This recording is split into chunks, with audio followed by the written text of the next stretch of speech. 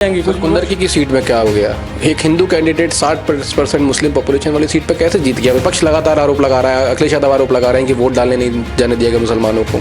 Crime prevent करना किसकी जिम्मेदारी हुई है? हुआ लड़की बहन योजना आई, लाडली बहन योजना आई, लगातार 3-3 हज़ार रुपये, उज्ज्वला योजना आई। तो आप इन योजनाओं को रेवड़िया नहीं देखते हैं क्या? किसी आने भी खम्बा नोचे। अब अखिलेश जी के पास कोई विषय बचे नहीं है। अखिलेश जी से अगर हम बात करना चाहें कि वो ऐसे मुख्यमंत्री रहे जो अपने घर की टूटियाँ तक निकाल के ले गए हों, 21 रुपये भी फ्री में देंगे महिलाओं को। तो जब 21 रुपये एक महिला को फ्री मिले और 5 महिला एक घर के अंदर है, लगभग 10-12 हज़ार रुपये महिलाओं को मिल जाएगा, फ्री DTC बसें मिल जाएंगी, तो वो पुरुष क्या करेगा? काम करेगा, घर में सोएगा या दारू पिएगा? मुझे आप बताइए। 400 पार का आपका वादा था जो लोग आप लोग फुलफिल नहीं कर पाए, कारण जो भी रहे हैं। दिल्ली में 70 में से 50 मान के चल सकता हूँ भारतीय जनता पार्टी की इस बार। नमस्कार, मेरा नाम प्रखर तिवारी है, आप देख रहे हैं द लोक धर्म। दिल्ली इंटरव्यू सीरीज़ की अगली कड़ी में आज हम किसी नेता के यहाँ नहीं बैठे हैं। हमारे पास पार्टी का पुराना ऐसा विश्लेषक है जिसने पार्टी के मीडिया प्रभारी का पद संभाला और नाना प्रकार के पदों पर भारतीय जनता पार्टी और जनसंघ की सेवा करी। ऐसा व्यक्ति जो चुनावी रणनीतियां और चुनावी शोर बिगुल को बहुत पहले से समझता आया है। ऐसे व्यक्ति से हम लोग दिल्ली चुनाव को समझेंगे और आज की राजनीति जो भाजपा कर रही है या आम आदमी पार्टी कर रही है, कांग्रेस कर रही है, किस हिसाब से ये लोग दिल्ली में चुनाव लड़ने वाले हैं, मुद्दे क्या होने चाहिए, किन मुद्दों पर चुनाव लड़ा जाता है, क्या इमोशन, लोगों की भावनाएं चुनावी मुद्दों पर भारी पड़ती हैं या नहीं पड़ती। और हम तो राजनीति के विद्यार्थी हैं, आज हमने सर को बुलाया है। बात करेंगे विजय पहाड़िया जी से। नमस्कार, कैसे हैं आप? जी बढ़िया हो, आप सुनाए कैसे हैं? बस हम भी बहुत बेहतर है सर। अभी चुनावी माहौल है, जी। सारी पार्टियां लगी पड़ी हैं, अपनी तरफ से तैयारियां चल रही हैं, आम आदमी पार्टी की, कांग्रेस की, हाथ की। तो इस चुनाव को आप किस तरीके से देखते हैं? एक अगर आप 3-4 लाइनें मुझे बता पाएँ। और दिल्ली के अंदर आप पिछले 10 साल का जो पीरियड देखेंगे तो उसमें मुझे लग रहा है कि विकास कहीं हुआ नहीं है। आप अभी खुद आए रोड से, आपने देखा होगा कि टूटी हुई सड़कें हैं, गंदगी इतनी है कि आप मतलब निकल नहीं सकते हैं। एरिया में के अंदर भीड़ इतनी ज़्यादा हो गई है, कंजेस्टेड हो गया एरिया। मगर जो स्थानीय विधायक है या दिल्ली सरकार है, मुझे लग रहा है वो सो गई है। और उसी के ऊपर भारतीय जनता पार्टी जो है इन विषयों को लेकर चुनाव लड़ने वाली है कि देखिए आपने पिछले 9-10 सालों में कुछ नहीं किया। जितने आपने वादे करे और आपने खुद TV चैनल पर खुद ही कहा है कि देखिए मैं 3 काम नहीं कर पाया हूँ, तो मुझे अगली बार फिर मौका दे दीजिए। मगर कब तक, आखिर कब तक चलेगी ये चीज़ें? जनता को सुविधा चाहिए, फ्री नहीं चाहिए। जैसे केजरीवाल जी राजनीति कर रहे हैं फ्री की, उनका चुनाव का क्या फंडा है? आजकल हमने देखा केजरीवाल जी का, जब नया चुनाव आता है वो एक चश्मा लगा लेते हैं हरे रंग का, क्योंकि सावन के अंदर को हरा हरा दिखता है, तो उन्हें लगता है कि जनता खुश है। जैसे मैंने कह दिया वैसे ठीक है। अगर मैं कहूँगा कि जनता को कि मैं इस चीज़ों को सुविधा फ्री कर दूंगा, तो सुविधा फ्री का क्या फ़ायदा है जनता को? जब हमको जो सुविधा बेसिक चाहिए, स्वच्छ वातावरण चाहिए, साफ़ पानी चाहिए, सड़कें चाहिए, नालियाँ चाहिए, ट्रांसपोर्ट की हालत आपने देखी होगी, जो हमें अच्छा ट्रांसपोर्ट चाहिए। ट्रांसपोर्ट है क्या? आज मेट्रो बंद हो जाए तो मुझे लग रहा है लोग जो है पैदल जाना में मुश्किल हो जाएगी लोगों को। सर आपने बहुत सारी बातें मुझे बताई इन 2-3-4 लाइनों में। तो इनमें कुछ प्रमुख चीज़ें हैं जो मैंने भी ऑब्जर्व करी हैं as a reporter, as a journalist.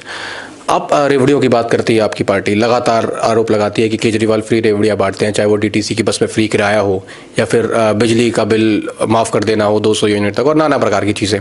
पर जब हम पीछे जाते हैं सर, हम महाराष्ट्र जाते हैं या मध्य प्रदेश जाते हैं, तो ये कल्चर शुरू हुआ, लड़की बहन योजना आई, लाडली बहन योजना आई, लगातार 3-3 हज़ार रुपये, उज्ज्वला योजना आई। तो आप इन योजनाओं को रेवड़िया नहीं देखते हैं क्या? देखिए चुनाव लड़ा जाता है मुद्दों के ऊपर। देखिए किसी भी योजना को लागू करना, आप महाराष्ट्र की बात कर रहे हैं, आप मध्य प्रदेश की बात कर रहे हैं या अन्य किसी हरियाणा की बात कर रहे हैं, मगर आज आप वहाँ के देखें ना, जाके सड़कें ठीक है वहाँ पे, वहाँ तो कोई दिक्कत नहीं है। क्या वहाँ पे महिलाएं जा नहीं रही या महिला आ नहीं रही? क्या लोगों को कोई दिक्कत आ रही है? वहाँ पे कोई दिक्कत नहीं है। मगर जो दिल्ली के अंदर इन्होंने सिस्टम बना लिया कि मैं फ्री कर रहा हूँ। अरे भाई फ्री क्या अपनी जेब से थोड़ी दे रहे हो भाई, सरकार का पैसा है। वो सरकार के पैसे को जो आपको उसके विकास में खर्च करना चाहिए था, वो फ्री बांट के लोगों को चुप करा देते हैं। कहाँ मीटर फ्री है, कहाँ बिजली फ्री है? आप लोगों के बिल देखें, मैं अभी आपको बिल दिखाता हूँ, 10-10 हज़ार के बिल आ रहे हैं। वो लगातार वो विपक्षी ये सत्तारूढ़ी पार्टी लगातार ये आरोप लगाती है। उनका कहना ये रहता है कि तुम्हारी रासलीला जो है वो भजन हो गई और हमारी रासलीला हो गई।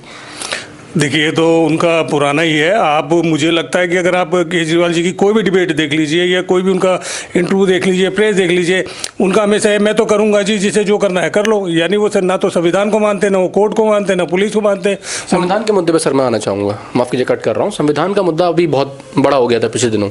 संसद में अमित शाह ने एक बयान दिया कि राम का नाम आप लिया कीजिए, अम्बेडकर का नाम जपना छोड़ दीजिए। विपक्ष ने बड़ा मुद्दा बनाया, विपक्षी सांसद और बड़े बड़े नेता उनके पोस्टर, उनके फोटोज लेके लगातार उन्होंने धरना प्रदर्शन किया। तो इस बयान को आप किस तरीके से देखते हैं, अमित शाह के इस बयान को? क्या ये बयान एक समूह, एक जाति वर्ग के खिलाफ था, उनके एक बड़े नेता के खिलाफ था, जैसा मुद्दा विपक्ष ने बनाया? नहीं, मुझे नहीं लगता ऐसा कहना कि ठीक होगा कि भाई ये किसी जाति वर्ग के खिलाफ था, क्योंकि आज आप देखेंगे तो भारतीय जनता पार्टी ने जितना सम्मान दलितों को दिया है, अगर आप इससे पहले वाला चुनाव भी अगर उठा के देखें, जो नरेंद्र मोदी ने जो चुनाव लड़ा था, तो 150 लोकसभा ऐसी थी कि जिसके अंदर दलित वोट जो है इफेक्ट करता था उन लोकसभाओं के अंदर। मगर उस समय जो है उन दलितों ने सबने अमित जी को, सॉरी, मोदी जी को वोट दिया, और इतना वोट दिया कि जो हमारी जो बम्पर जो सीटें थी वो इतनी आई कि जिसका विपक्ष देखता रह गया। दूसरा विषय कि इसके अंदर अगर देखेंगे आप सबका साथ सबका विकास, तो आप देखिए कहीं भी मोदी जी ने ये नहीं कहा कि भाई या मुस्लिम मतलब अल्पसंख्यक है उनको नहीं मिलना चाहिए, या दलित को नहीं मिलना चाहिए, या किसी वर्ग विशेष ब्राह्मण को मिलना चाहिए, ऐसा कहीं भी नहीं है सर। जिसकी जैसी ज़रूरत थी उनको वो दिया गया। तो खाली एक बयान के ऊपर कह देना कि भाई ये बयान जो दिया गया है वो दलितों के विरोध में, कैसे दलितों के विरोध में? उससे पहले तो कांग्रेस ने इतने बयान दे दिए। जवाहरलाल नेहरू का देखें, जवाहरलाल नेहरू ने तो उनको चुनाव लड़ने से जो था रोक दिया था। ये तो भारतीय जनता पार्टी के जो अपने श्यामा प्रसाद मुखर्जी थे उन्होंने और कुछ लोगों ने मिलकर उनको राज्यसभा में भेजा, नहीं तो चाहते ही नहीं थे कि अम्बेडकर जी इस देश के अंदर रहे। तो कांग्रेस की जो तुष्टीकरण की राजनीति है, ये जो वर्ग जो था, पहले क्या था कि पहले ये लोग राजनीति करते थे दलितों और मुस्लिमों पे। अब इन्होंने देखा कि दलित भी भारतीय जनता पार्टी के साथ में है, आज मुस्लिम भी भारतीय जनता पार्टी के साथ में, क्योंकि 3 तलाक के मुद्दे पे जो है महिलाओं ने ज़्यादातर वोट जो मोदी जी को किया। तो वो किस पे राजनीति करें? उनके पास विषय तो कुछ बचे ही नहीं। तो उनके पास जब विषय ही नहीं बचे, अगर उनके पास विषय होते तो आज सत्ता पक्ष में वो लोग होते और हम विपक्ष पे बैठे होते। इसी मुद्दे पर मैं थोड़ा पीछे जाना चाहूँगा। 2024 के लोकसभा चुनाव, सीट थी अयोध्या की, फैजाबाद उसका अभी असली नाम है सीट का। अवधेश प्रसाद चुनाव लड़ते हैं, सामने पुराने सांसद भाजपा के जिनके आरक्षण विरोधी बयान आए लगातार, उसका नुकसान उन्हें हुआ। खबरें अंदर से ये आती हैं कि लगातार योगी जी ने जो टिकटें फाइनल करके दी थी कैंडिडेट्स को, लगातार उन्हें लड़ने, उन कैंडिडेट्स को लड़ने नहीं दिया गया।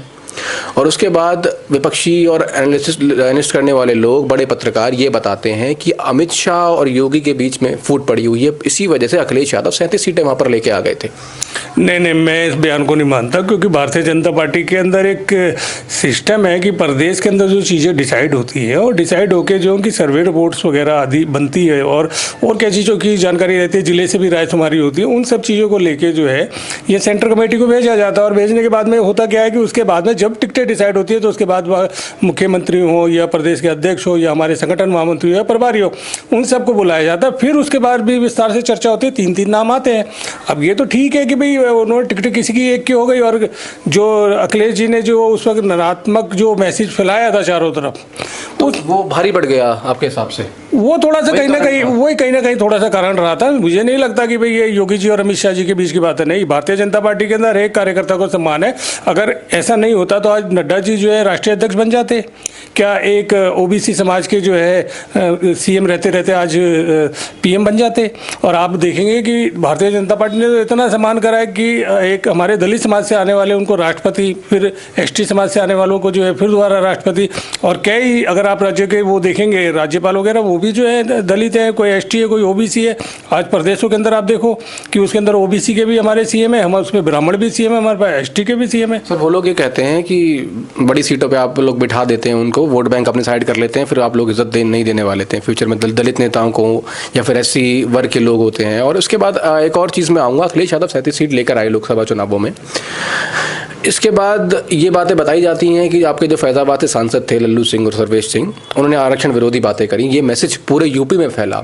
और अगर मैं चेहरे की बात करूं, अभी भी दिल्ली चुनावों में भाजपा का एक क्लियर कट चेहरा सामने नहीं आया है। चाहे वो वीरेंद्र सचदेवा हो, चाहे विजय जौली हो या प्रवेश वर्मा हो, भाजपा ने एक चेहरा डिक्लेयर नहीं किया है। तो आपको नहीं लगता कि जो क्षेत्रीय चुनाव हैं, जो राज्य के चुनाव हैं, वो एक चेहरे पर लड़े जाने चाहिए, ना कि फिर से मोदी के चेहरे पर चुनाव लड़े जाएँ? देखिए, इसमें मैं आपकी बात को काटूंगा बिल्कुल कि भारतीय जनता पार्टी के अंदर क्या आपने कभी सोचा था कि ये अर्जुन मेघवाल ने माना तो क्या अपना इसको मिनिस्टर बन सकते हैं? नहीं, उनकी योग्यता थी, उनको बनाया गया। भारतीय जनता पार्टी ज़्यादातर जो चुनाव लड़ती है भारतीय जनता पार्टी ज़्यादा चुनाव लड़ती है सामूहिक रूप से कि सबको साथ लेके चलना है। उसके बाद विधायक दल की बैठक होती है। विधायक दल की बैठक के अंदर जो है जिसका नाम अनाउंस होता है और उसको जो विधायक हमारे समर्थन करते हैं उसको जो हम सीएम भी बनाते हैं, उन्हीं में से मिनिस्टर बनते हैं। तो इस तरीके से हम लोग चलते हैं। अगर कोई कहता है कि नहीं जी हम उनका सम्मान नहीं करते दलित सांसदों को, तो आज भारतीय जनता पार्टी में सबसे ज़्यादा दलित सांसद है। मुझे लग रहा है कि विपक्ष के पास जो है आज दलित सांसद नहीं है। भारतीय जनता पार्टी के अंदर आप देखेंगे दलित नेताओं की कमी नहीं है। सर अखिलेश यादव तो पीडीए का बार बार कसीदा पढ़ते हैं कि पिछड़ा दलित आदिवासी हमारा है। अब तो उन्होंने आदि आबादी भी उसमें जोड़ दिया, महिलाएं भी जोड़ दी हैं, सवर्ण भी जोड़ दिए हैं। अब देखिए ये अखिलेश जी का क्या है कि अखिलेश जी लगे हुए हैं क्योंकि वो किसी आने भी खंबा नोचे। अब अखिलेश जी के पास कोई विषय बचे नहीं है। अखिलेश जी से अगर हम बात करना चाहें कि वो ऐसे मुख्यमंत्री रहे जो अपने घर की टूटियां तक निकाल के ले गए हों। आज तो मैं तो जाता हूँ गाँव पे तो देखता हूँ, कई जगह जाते हुए मैंने देखा है, अगर पता चलता है कि लाल टोपी वालों की रैली निकलने वाली है तो वहाँ के गाँव के लोग खुद ही टूटी खोल के रख लेते हैं। तो इन विषयों पे नहीं, देखिए हम सबका साथ और सबके साथ के विकास के ऊपर हम राजनीति कर रहे हैं और उसी पे हम करते रहेंगे। और रहा ये चुनाव में हार जीतें तो चलती ही रहती हैं। आंकड़े कई बार इधर होते हैं, कई बार कुछ ऐसा नहीं है कि भाई भारतीय जनता पार्टी है तो वो सारी सीटें हमारे पास भी आएंगी। कुछ कुंदरकी की सीट में क्या हो गया? एक हिंदू कैंडिडेट 60% मुस्लिम पॉपुलेशन वाली सीट पर कैसे जीत गया? विपक्ष लगातार आरोप लगा रहा है, अखिलेश यादव आरोप लगा रहे हैं कि वोट डालने नहीं जाने दिया गया मुसलमानों को, वोट कट गया। कैसे जीत गए रामवीर सिंह वहाँ से? देखिए वहाँ पर आपने देखा होगा कि रामवीर जी मुसलमानों के मंच पे भी गए हैं और मुसलमानों ने उनका सम्मान भी करा है।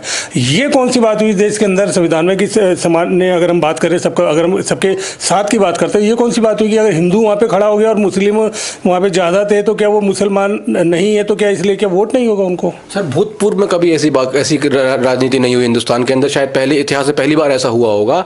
तभी विपक्ष का लगातार आरोप आता है कि दंगे करा दिए गए और जब कोई मुसलमान वोट डालने जा रहा था उसे सड़कों पर रोका गया, एसओ साहब को लगा दिया गया, कमिश्नर साहब वहाँ पर तैनात थे कि कोई मुसलमान वोट डालने न जा पाए, तभी रामवीर सिंह वहां चुनाव जीते। लगातार विपक्ष के आरोप लगाती है आप लोगों पर। देखिए विपक्ष का काम होता है आरोप लगाना। अगर वो आरोप नहीं लगेंगे तो उनकी राजनीति बंद हो जाएगी। मगर मेरे मानने से अब समय बदल रहा है। अगर ऐसा नहीं होता तो 3 तलाक का जब मुद्दा आया था उसके बाद कई ऐसी लोकसभाएं जब मुसलमान इफेक्ट करता है, वहाँ से कैसे हमारे सांसद जीत गए? यूपी के अंदर मेरे ख्याल 67 हम जो सीटें हम जीते तो लोकसभा की, कैसे जीत जाते? ठीक है, वो उसमें कह रहा है कई सांसदों ने, मुझे लगता है कि शायद पूरी तरीके से जनता को संतुष्ट नहीं करा होगा, तो इस वजह से थोड़ा कमी रही है। उसको पार्टी ने लिया है अपने हाथों में, फिर उसको देखा कि भी क्या है। तो आप ये देखिए कि वही जो है विधानसभा है, योगी जी जम के जीत के आ रहे हैं, लोग काम कर रहे हैं। पर कई बार क्या होता है कि सांसदों को लगता है कि भाई हम जो काम चल रहा है वो हम कर चुके हैं, मगर वो जनता की उसकी अपेक्षा पे खरे नहीं उतरते। तो शायद यही वजह है। मुझे नहीं लगता कि भाई ऐसा कुछ है कि भाई अब चेंज हो गई है राजनीति बहुत चेंज हो गई है। अब आप देखेंगे कि आप हिंदुस्तान की बात कर रहे हैं, आप अदर कंट्री की बात करिए, अरब में जाइए मोदी जी का सम्मान है, यूएई में जाइए मोदी जी का सम्मान है। वो जगह जहाँ पर कभी जो है मस्जिदें बना करती थी वहाँ पे भी हिंदुओं का मंदिर बन गया है। अब इसको आप कैसे देखेंगे? एक अरब कंट्री के अंदर एक हिंदू दूसरे धर्म का मंदिर बन जाना बहुत बड़ी बात है। सर वो लगातार ये कहते हैं कि आप लोगों ने हिंदू मुसलमान की राजनीति के अलावा कुछ नहीं किया। कहाँ करा है साहब? राजनीति तो वो करते हैं आज तक। आप बता दो कि हिंदू और इसकी आज से पहले जब इनकी 2014 से पहले की अगर हम बात करते हैं या 2017 से पहले योगी जी से पहले की बात करते हैं तो आप देखते होंगे कि यूपी के अंदर जितने दंगे होते थे उतने दंगे कहीं होते नहीं थे।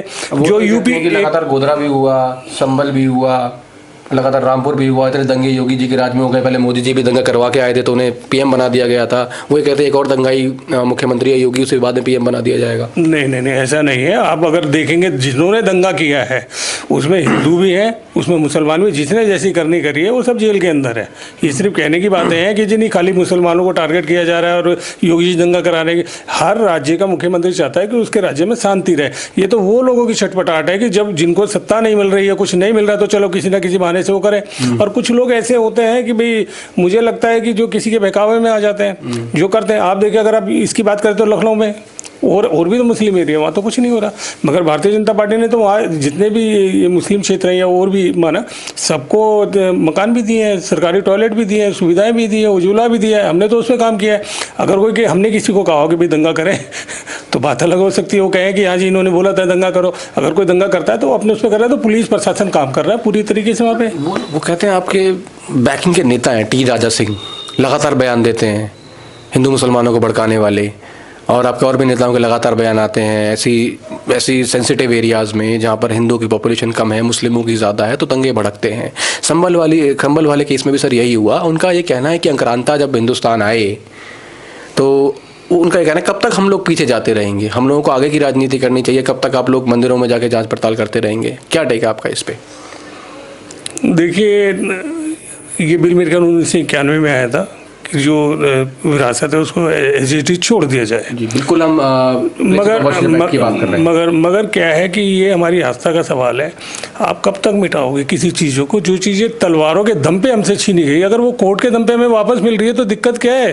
तासे तलवार है, तासे तराजू है, दिक्कत क्या है उसमें? उसको हम कोर्ट के दम पे ले रहे हैं चीज़ों को, कोर्ट में मामले जा रहे हैं, कोर्ट में प्रमाणित हो रहा है। अगर कोर्ट में प्रमाणित नहीं होता और उसमें नीचे जाके जो है सर्वे हो रहा है बाकायदा, और उसमें मुझे लगता है मुस्लिम पक्ष भी शामिल होता है, हिंदू पक्ष भी शामिल होता है, या अन्य किसी और से बात है, मगर अगर वो हमें वो दे देंगे या वो हमें छोड़ देंगे तो ऐसा क्या हो जाएगा? ये फ़र्क तो उन पर भी होना चाहिए। अगर उन्होंने हमें दे दिया तो उसमें उन्हें दिक्कत क्या है? भाई हमारी चीज़ थी, तुमने ज़बरदस्ती करी। और जो अगर हम बात करें तो मुस्लिम आक्रांता की बात करें तो मेरे 7वीं कुछ सदी से वो लोग आए थे, उसके बाद में उन्होंने जो यहाँ किया है, बल्कि उनको तो ये कहना चाहिए कि भाई हमसे गलती हो गई, जो हमने हिंदुस्तान हमारा मुल्क है, हम हिंदुस्तान में यहाँ रहते हैं, तो हमसे जो गलती है हम उसका उनकी लगातार रहती है कि आप लोग पीछे की राजनीति करते जा रहे हैं, नाम बदलने की राजनीति करते जा रहे हैं, आगे विकास पे आप लोगों का ध्यान नहीं है।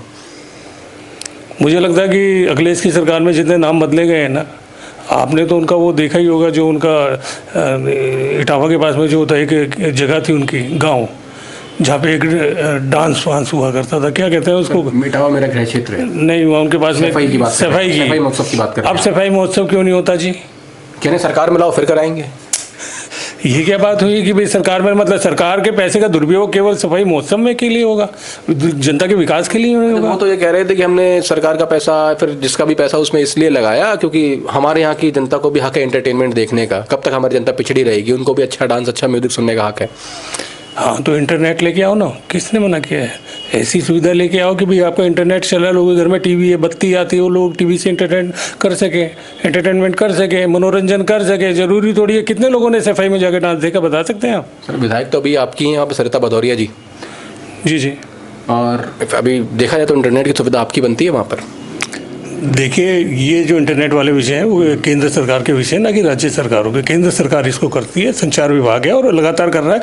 हर घर तक, हर गांव तक मोदी जी का सपना है कि इंटरनेट जो है बीच के हर गांव का जो पंचायत है उस तक वो इंटरनेट पहुंच जाए। ये हमारा सपना है और आप देख रहे हैं जिस गति से काम हो रहा है।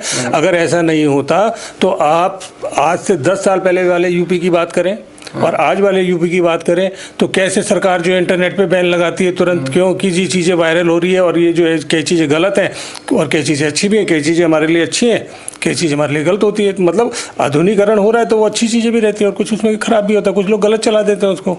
तो सरकार लगाती है तो इंटरनेट तो सब जगह हो गया। मुझे सर, सांसद पहले आप ही कहते वहाँ पर, अभी सत्ता चेंज हुई है, टावर की सीट पर दौरे दिए, अभी वहाँ सांसद बने हैं, इसको पर कैसे रिस्पॉन्स दे पाएंगे आप इंटरनेट वाली चीज़ों पर?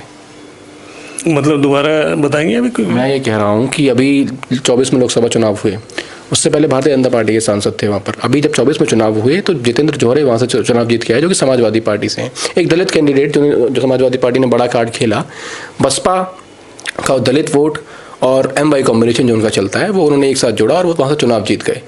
तो आप इंटरनेट की सुविधा की बात करते हैं, सफाई गाँव की बात करते हैं, इटावा के आसपास के एरियाज़ की बात करते हैं, तो पहले भाजपा के सांसद वहाँ पर रहे हैं काफ़ी समय। तो इस चीज़ को कैसे देखते हैं आप? देखिए, अगर सांसद किसी जो मोदी जी का काम करने का स्टाइल है ना, वो मेरे ख्याल डिफरेंस है। वो कि कभी भी उन्होंने देखा होगा वो इस तरीके की राजनीति नहीं करते कि वहाँ पर दूसरा सांसद है, विधायक है तो उस क्षेत्र में काम ही नहीं करो। उनका तो सीधा रहता है कि भाई हमको अपनी चीज़ों को, लोगों को, जनता को, अपने विकास को जिस गति से बढ़ाना है, ताकि अब आप देखेंगे तो अगर आप लोकसभा जाएंगे तो क्या विपक्ष के सांसद मोदी जी की तारीफ करते हैं? गुलाम नबी आज़ाद की बात कर लो, खुद खड़गे जी की बात कर लो। वो ठीक है कि वहाँ पर मतभेद होते हैं तो वो कुछ विचारों के ऊपर जो होता है, कुछ तर्क के ऊपर जो चीज़ें मिलते हैं। आप देखेंगे कई ऐसे सांसद रहे विपक्ष के जिनको मोदी जी ने अवार्ड दिया, सम्मानित करा है। सर, थोड़ा यूपी से दिल्ली पे आ जाते हैं।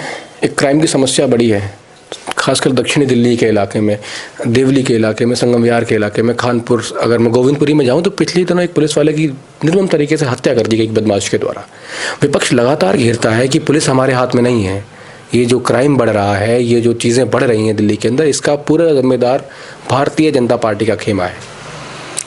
देखिए, मैं एक बात कहूँ कि ठीक है कि भाई क्राइम होना गलत है, एक सभ्य समाज के अंदर क्राइम होना गलत है, मगर ऐसा नहीं है। दिल्ली पुलिस की भी एक कुछ सीमाएं हैं। मैं ऐसे दिल्ली पुलिस के लिए नहीं बोल रहा, मतलब है कि भाई मैं उनका प्रवक्ता नहीं हूँ।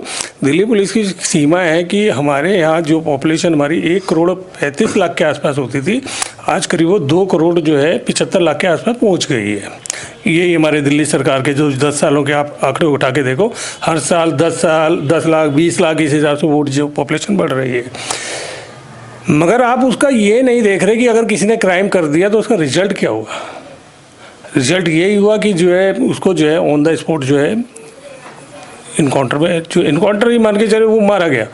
और कई जगह देखें त्वरित कार्रवाई होती है, तुरंत कार्रवाई होती है। आप 112 पे फ़ोन करें, तुरंत पुलिस पहुंचती है। अब इक्का दुक्का घटनाएं अगर किसी शहर में हो जाती है, अगर हम लेजिस्लेटर पर अगर आईएएस अधिकारी हैं, आईआरएस अधिकारी हैं, ये लोग प्रशासन में इतने काबिल क्यों नहीं हो पा रहे कि हम क्राइम को होने से पहले प्रिवेंट कर पाएँ? क्या ये डर हम उन बदमाशों में, उन क्रिमिनल्स में क्यों नहीं पैदा कर पा रहे हैं सर? देखिए, ऐसा नहीं है, डर हर क्रिमिनल के अंदर है।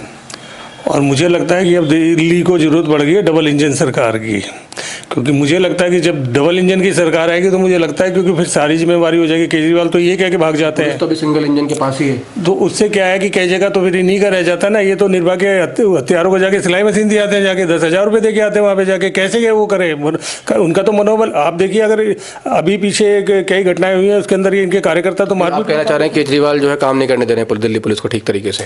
नहीं, केजरीवाल काम नहीं करने दे रहे हैं, मगर ये भी नहीं है कि वो काम करने दे रहे हैं। काम करने भी दे रहे हैं तो काम नहीं भी करने दे रहे हैं। उनका केवल एक ही आरोप रहता है कि भाई मेरे को दिल्ली पुलिस दे दो। अब दिल्ली पुलिस अगर हम इनको दे दें तो अगर उसको उठा के देखें तो पंजाब के अंदर तो पुलिस इनके पास है, वहाँ कैसे हत्या वो हो रही है, हत्याएं हो रही है, वहाँ गोली चलाई जा रही है। मैं उसके सामने, गुरुद्वारे के सामने, वहाँ एक आदमी की मैंने देखा था कि वो उंगलियाँ काट दी गई सरेआम वीडियो बना के। तो वहाँ क्यों नहीं रोक पा रहे? तो ऐसा नहीं है, कई चीज़ें सभ्य समाज में गलत हैं, मगर उसको धीरे धीरे किया जाएगा। और अब इस पे जो है गृह मंत्रालय पूरा एक्टिव हो चुका है और बोल दिया गया सब उनको कि भाई आप थाने से बाहर निकल के जो है इलाके वो करो, जो गलत इवेंट्स, मतलब जो गलत लोग हैं, बैड कैरेक्टर्स के लोग हैं, उनको गिरफ्तार को उठाओ उनको। अभी क्या हो रहा है आप देखेंगे कि जब पुलिस जांच करने जा रही है तो केजरीवाल साहब ने गाना गा दिया कि जी ये तो जो सब हिंदुस्तानी है इनको आप बाहर कर रहे हो, ये तो सब यहीं के वासिंदे हैं, ये जी वोट काट देंगे, ये बीजेपी वाले इस तरीके से कर देंगे। वो उसको उस नज़र से देख रहे हैं। हम आइडेंटिटी कर रहे हैं कि भाई ये जो ज़्यादातर आप देखेंगे कि इस तरह के जो क्राइम्स होते हैं वो बाहरी लोग करते हैं। तो दूसरे पर आरोप लगा, अगर हम अपनी गलतियां नहीं छुपा सकते, अगर क्राइम दिल्ली में है तो एक्चुअल में है, अगर हम केजरीवाल के ऊपर गिनाने चले जाएंगे तो वो ठीक बात नहीं होगी। पंजाब के अंदर वो भी एक समस्या है, ये भी एक समस्या है, वो उनके हाथ में है, उनको वहाँ निपटने की ज़रूरत है। पर जब किसी परिवार के एक सदस्य की हत्या हो जाती है और कोई बच्चा 17 साल का 16 साल का नशे की समस्या में फंस जाता है तो वो एक व्यक्ति इफेक्ट नहीं होता, पूरा परिवार उससे इफेक्ट होता है। तो आपको नहीं लगता कि नशे की समस्या के भी कोई समाधान की ज़रूरत है हम लोगों को यहाँ पर दिल्ली में? जी बिल्कुल है, नशा होना ही नहीं चाहिए, मगर क्या होता है कि बीच बीच में ऐसी चीज़ें आ जाती हैं कि एक के साथ एक फ्री। ये आप इसको ऐसे नहीं लीजिएगा कि भाई मैं इसको कह रहा हूँ कि उनकी सरकार है। इसको लीजिए कि जब हम शराब बांट रहे हैं उसके बाद हम फ्री कह रहे हैं कि भाई 2100 रुपये भी फ्री में देंगे महिलाओं को। तो जब 2100 रुपये एक महिला को फ्री मिल रहा है और 5 महिला एक घर के अंदर है, लगभग 10-12 हज़ार रुपये उन महिलाओं को मिल जाएगा, फ्री डीटीसी बसें मिल जाएंगी, तो वो पुरुष क्या करेगा? काम करेगा, घर में सोएगा या दारू पिएगा? मुझे आप बताइए। एक के साथ एक फ्री दारू मिल रही है उसको, 10,000 उसका जो उसको कमाना चाहिए था उसकी जगह उसके जो है घर वालों को फ्री में पैसा मिल रहा है, राशन मिल रहा है। तो उसे क्या जरूरत पड़ी है कि वो कमाए? वो तो पी के दारू पिएगा। मुझे लगता है कि इसके अंदर सरकार को पॉलिसी अब जो है ना थोड़ा बहुत इसके अंदर लाना पड़ेगा। ये जनता का पैसा है, हम जनता का पैसा जो है ना वो सरकारी खजाना उसको खाली नहीं कर सकते हैं। आज अभी आप देखेंगे तो अभी दिल्ली सरकार ने घोषणा तो कर दी है कि हम 2100 देंगे। अच्छी बात है, देना चाहिए, मैं भी कहता हूँ कि भी देना चाहिए। जब हमारी पार्टी के कुछ लोग दे रहे हैं तो हमें भी देना चाहिए, हम भी तो दे रहे हैं हरियाणा के अंदर। मैं उसका तरीका चेंज कर दीजिए, प्लेट में रख के दे। मैं ये कह रहा हूँ कि सरकार की एक लिमिट होती है कि विकास करते हुए, क्योंकि ये जो पैसा है ये टैक्स पेयर का पैसा है, यहाँ के लोग टैक्स देते हैं, लोग सेल टैक्स देते हैं, कोई वैट देता है। अब ये क्या हुआ, केवल एक वर्ग के जो कुछ लोग हैं उनके ऊपर तो मैं कर दूंगा, जो इनकम टैक्स देता है उसको कोई सुविधा नहीं मिलेगी, जो महिला जो है नौकरी कर रही है उसको नहीं मिलेगी, जो इतने साल की होगी उसको पेंशन आ रही है उसको नहीं मिलेगी। ये कौन सा? इसका सीधा सीधा वो है कि ये कुछ ऐसे जो इनके वोटर हैं, आपने अभी वीडियो देखी कि उसमें साफ कह रहे हैं कि जी केजरीवाल साहब को वोट देना है तब मिलेंगे पैसे, केजरीवाल साहब को देना तब वोट मिलेंगे। पैसे से मुझे याद आया, प्रवेश वर्मा आपके बड़े नेता हैं पार्टी के, दिल्ली का बड़ा चेहरा है प्रवेश वर्मा। नई दिल्ली की सीट पर 1100 रुपये बांट रहे हैं, कह रहे हैं एनजीओ के नाम पे पैसा बांट रहे हैं, पर आप कितना एथिकली ये ठीक चीज़ लगती है? जो नेता वो दम भर रहा है केजरीवाल के खिलाफ नई दिल्ली से लड़ने का, हम मानते हैं कि आचार संहिता लागू नहीं हुई है, उनको कोई पद अभी उनको टिकट नहीं दी गई है, पर आपको ठीक लगता है एथिकली पैसा बांटना 1100 रुपये ठीक चुनावों से पहले महिलाओं को, भले वो एनजीओ के नाम पे हो? क्या जनता में, महिलाओं में एक गलत संदेश नहीं जाएगा इसको लेकर? देखिए, ये प्रवेश वर्मा ही नहीं, ऐसा हमने कई बार देखा है। अगर मैं भी अपनी बात करूं तो मुझे भी लगता है, मेरे भी घर कई लोग आते हैं मदद के लिए, मैं हमेशा करता हूं उनकी। और चूंकि क्या है, अभी वो ठीक है आपकी बात कि भी अभी आचार संहिता नहीं लगी है, मगर ना तो प्रवेश वर्मा सांसद है, ना अभी विधायक है। अगर कोई व्यक्ति, हम व्यक्ति के लेंगे, वो पार्टी के नेता जरूर है, मगर अभी वो किसी उस ऐसे पद पे नहीं है जिसमें उनको कहा, जब वो खुद इस तरीके अगर करना चाहता है, लोगों सिलाई मशीन बांटते हैं, साइकिल बांटते हैं, कुछ लोगों जो भोजन कर रहे हैं, कुछ लोग भंडारे करते हैं, तो अब किस किस को कैसे रोकोगे? सर वोटर आईडी कार्ड देख के कोई भंडारे और भोजन नहीं कराता ना। तो सर हम उसका जो वोटर आई कार्ड लेते हैं, तो हम तो वो प्रवेश वर्मा जी आज भी कह रहे हैं कि आप बेशक किसी भी पार्टी को वोट देते हो, मेरे घर आए हो, अगर आपको लगता है कि मैं परेशानी में हूँ तो वो केजरीवाल साहब तो 4 दिन बाद देंगे, मैं तो जो है अभी देने को तैयार हूँ, आप ले लो मदद।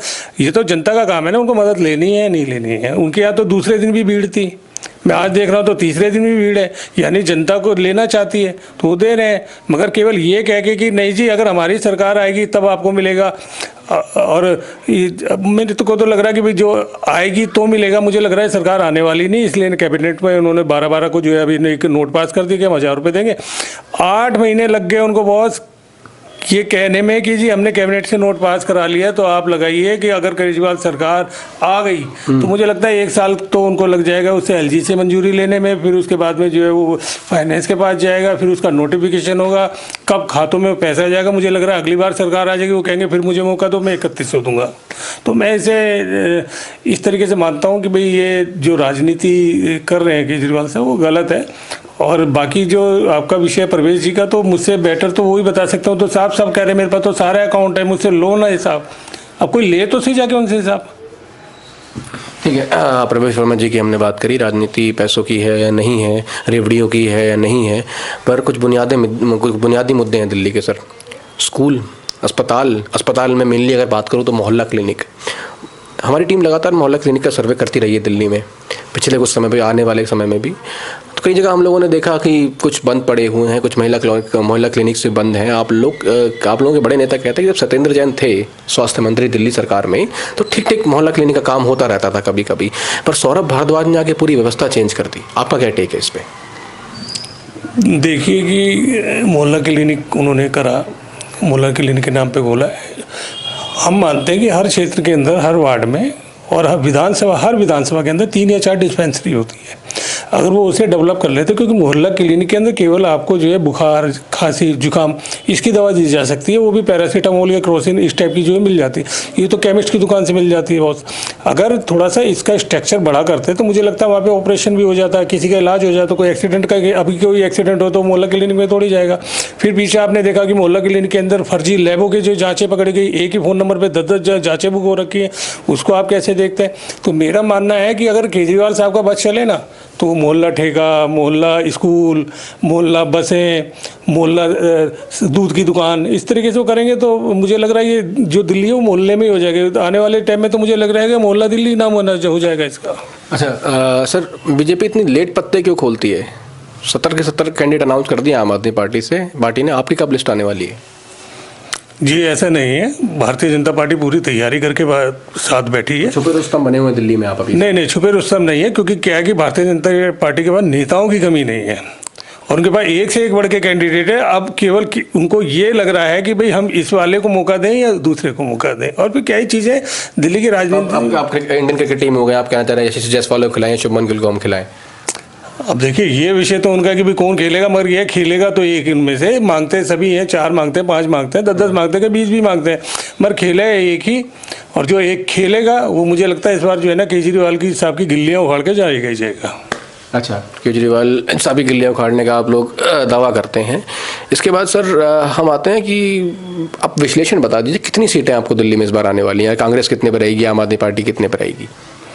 देखिए हमसे ज़्यादा तो आप जानते हैं इसके बारे में, क्योंकि आप सारे दिन पूरी दिल्ली का विश्लेषण कर ही रहे हैं। मुझे लगता है भारतीय जनता पार्टी सरकार बनाएगी और बहुत अच्छे बहुमत से सरकार बनाएगी। और केजरीवाल साहब जो दावा कर रहे हैं ना, वो दावा क्या कर रहे हैं, मुझे नहीं लगता कि ऐसा लगता मुझे तो कि केजरीवाल साहब जो है अपनी खुद विधानसभा हार जाएंगे। कौन जीत रहा है, संदीप दीक्षित की प्रवेश वर्मा? देखिए, मैं तो भारतीय जनता पार्टी से मैं तो कहूँगा कि मेरे नेता ही जीते हैं। तो संदीप दीक्षित क्या लगता है, वोट काटने का काम करेंगे नई दिल्ली की सीट पर? अब ये तो संदीप दीक्षित ज़्यादा बेटर बता सकते हैं या केजरीवाल बता सकते हैं। पहले तो केजरीवाल और जैसे कांग्रेस जो है वो दोनों टीम बन गई थी। पहले कहते थे कि मैं इनके साथ मिलूंगा नहीं, कसम खाता हूँ, और उसके बाद ये दोनों मिलकर सरकार बना गए। सरकार बनाने के बाद आप जो सरकार से इनके मतभेद नहीं बने, कहीं जाके इन्होंने बिठाया, समीकरण कई जगह बन गया, कहीं सीट बंटवारे पर नहीं हुआ। आज वो एक एलजी ने कंप्लेंट ले ली, संदीप दीक्षित की क्या एक्सेप्ट कर ली। वो कह रहे कि जो संदीप दीक्षित कांग्रेस जो है वो तो बीजेपी की बी टीम है। क्या मतलब है, मुझे तो वो आदमी समझ में नहीं आता। अगर उसका बस चले तो मुझे लग रहा है कि वो आने वाले टाइम के अंदर जो उसके खिलाफ बोलेगा वो सबको कहेगा कि वो बीजेपी के आदमी। मुझे लगता है आप भी जाके बोलेंगे वहाँ जाके तो वो बोलेगा आप भी बीजेपी के आदमी। कैमरा के उस पार जो ऑडियंस बैठी है, हम उसके आदमी, हम उसकी नुमाइंदगी करते हैं। अगर मैं इसके बाद की बात करूँ तो 400 पार का आपका वादा था, जो लोग आप लोग फुलफिल नहीं कर पाए, कारण जो भी रहे हों। दिल्ली में 70 में से 50 मान के चल सकता हूँ भारतीय जनता पार्टी की इस बार? हाँ, मुझे तो लगता है 50 से ऊपर भी होगी। 400 पार की तरफ फेल तो नहीं हो जाएंगे इस बार? नहीं, ऐसा कुछ नहीं है कि देखिए, अब वो इसमें मैं ज़्यादा डीपली नहीं जाना चाहता। कई बार विपक्ष को मुद्दे से भटकाने के लिए भी कुछ चीज़ें ऐसी करी जाती है। मगर सरकार तो 272 में बनती है और 272 हम लेके उससे ऊपर ही लाके हम सरकार बना गया, तीसरी बार भी बैठे। तो ऐसा कहना गलत है। कई बार आप भी जानते हैं इन चीज़ों को कि कई बार एक नैरेटिव फैलाया जाता है या कुछ चीज़ें होती है। पूरा विपक्ष, मैंने को जो अपना अनुभव है, पूरा विपक्ष उस 400 के पास ही भागता रहा कि भाई 400 कैसे आ रही है, कहाँ से आ रही है, कैसे होगा, सरकार कैसे बना लेंगे। उनका ये नहीं था विषय कि भाई 272 पे सरकार बनती है। उनका विषय ये हो गया था कि भाई 400 सीटें इनके पास कहाँ से आ रही हैं। तो हम कह रहे हैं कि दिल्ली के अंदर सरकार बनाएंगे। तो आपने कहा कि 50 हम आ सकता है, हम 50 लेके आए, हो सकता है 49 लाए। तो कल को आप ये मत कहिएगा कि भाई आपने 50 बोला था, आपकी तो 49 आ गई। सरकार हम बनाने जा रहे हैं इस पर। नहीं, हम कुछ नहीं कहते, विपक्ष कहता है, बस हम तो बात पहुंचाते हैं आपकी। और बहुत बहुत शुभकामनाएं 2024 में सरकार बनवाने के लिए और अगले इलेक्शंस के लिए बहुत बहुत शुभकामनाएं। आपने सुना विजय पहाड़िया जी को, फिर से ये लोग दम भर रहे हैं कि 49 सीटें आ जाएंगी, 50 सीटें दिल्ली में आ जाएंगी। वादा इन लोगों ने 400 पार का उधर भी किया था, सरकार पर बन गई थी और सीटें 36 ही चाहिए दिल्ली में सरकार बनाने के लिए। बड़ी बात यह होगी कि भारतीय जनता पार्टी इस बार 12 साल की एंटी इनकम्बेंसी का फ़ायदा उठा पाएगी या नहीं उठा पाएगी, कमल खिलेगा या नहीं खिलेगा, या फिर दिल्ली में झाड़ू चल जाएगी। कैमरामैन संदीप शर्मा के साथ मेरा नाम प्रखर तिवारी है, आप देख रहे थे द लोक धर्म। बहुत बहुत धन्यवाद।